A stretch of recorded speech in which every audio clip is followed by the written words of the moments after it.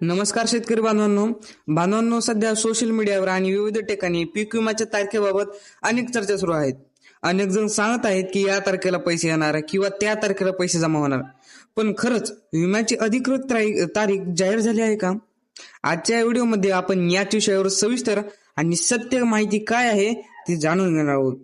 बांधवांनो, सर्वात महत्वाची गोष्ट म्हणजे पीक विमा जमा होण्याची कोणतीही अधिकृत तारीख सरकारने किंवा संबंधित विमा कंपनीने अद्याप जाहीर केलेली नाही. सोशल मीडियावर जे दावे केले जात आहेत की याच तारखेला पैसे मिळणार, त्याच तारखेला पैसे मिळणार, त्याला सध्या कोणताही ठोस पुरावा किंवा अधिकृत सरकारी GR म्हणजे शासन निर्णय आलेला नाही. अनेक ठिकाणी तारखांचे अंदाज वर्तवले जात आहेत, परंतु जोपर्यंत कृषी विभाग किंवा विमा कंपन्यांकडून लेखी स्वरूपात माहिती येत नाही तोपर्यंत ती माहिती अधिकृत मानू नका. चुकीच्या माहितीमुळे संभ्रम निर्माण होऊ शकतो, त्यामुळे अधिकृत माहितीची प्रतीक्षा करणंच हेच चांगलं आहे.